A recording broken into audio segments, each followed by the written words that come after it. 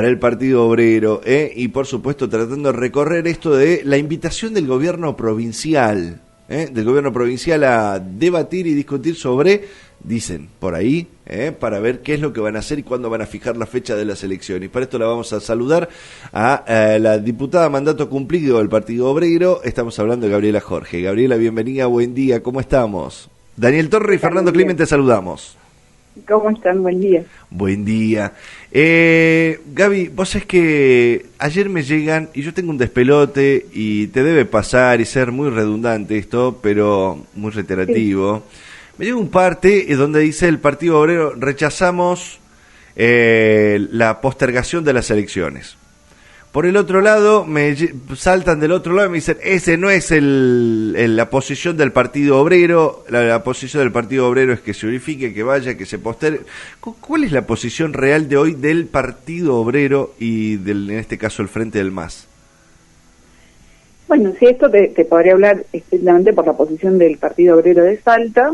Sí. Nuestra posición ha sido muy concreta, incluso con el propio adelantamiento de las elecciones en su momento del gobierno de la provincia, en donde así como ayer hemos señalado con respecto a esta postergación, la suspensión, hemos hecho en su momento, colocando digamos, una denuncia de que acá hay un intento de manipulación política por parte digamos, del gobierno, que en su momento, digamos, también bajo la excusa de la pandemia adelantó las elecciones, ahora bajo la misma excusa la posterga, pero claramente lo único que tenemos enfrente es una situación en la que pretende acomodar ese escenario electoral, digamos, el gobierno de Sáenz a su propia conveniencia.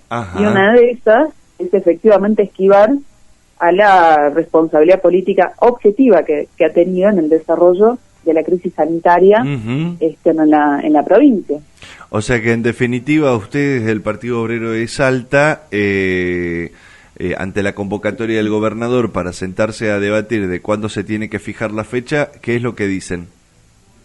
Bueno, ayer nosotros hemos llevado un documento a través de nuestras compañeras, autoridades del partido, a esta reunión que es una reunión que ha buscado de algún modo mostrar un consenso general que encima lo tiene el gobernador Sáenz, y vos fíjate que en relación a cómo introducía el problema lo tiene desde derecha a izquierda, a excepción del Partido Obrero, que es el único que señala que cuando el gobernador tiene que sostener una apertura general de la economía, de las escuelas, con la consecuencia de contagios y de un sistema sanitario completamente vaciado y sin las condiciones o recursos, por ejemplo, para que una familia sangarina, desocupada, pueda hacer cuarentena, sostiene esta suspensión del único lugar en donde la población puede establecer un pronunciamiento, ya sea a favor, ya sea en contra del gobierno, pero lo más probable es que se manifieste en contra, porque lo que tenemos es una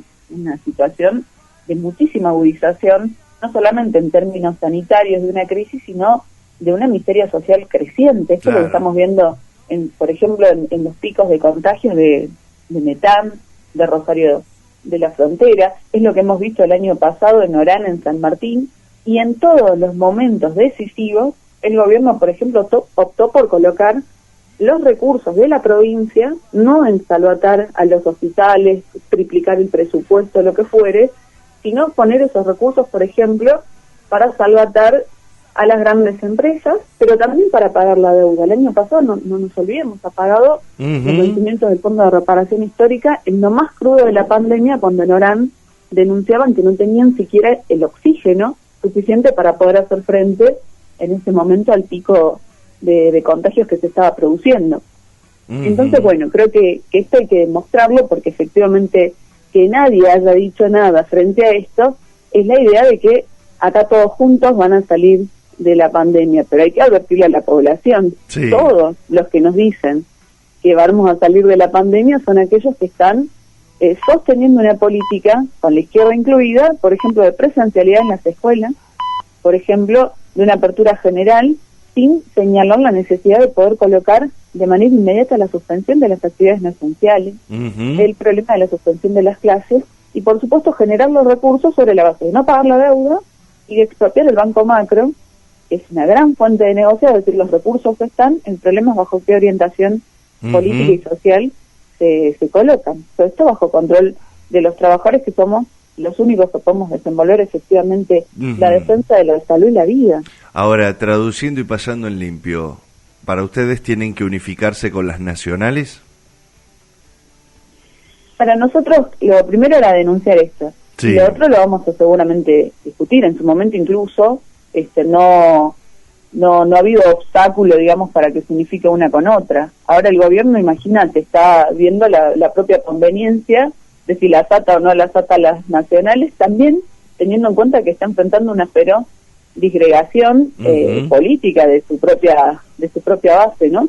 Eso se expresó en la cantidad de frentes que se presentaron a nivel local, y hay que ver cómo eso se desenvuelve también a nivel general.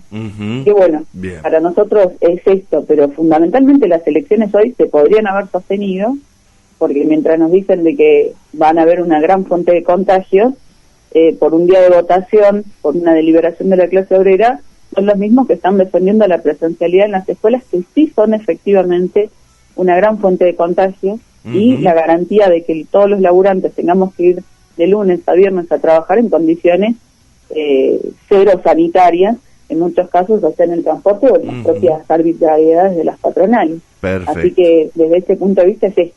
Bien. Gaby, muchísimas gracias por tu tiempo. Muchas gracias a ustedes. Un abrazo. Gabriela Jorge, dirigente y candidata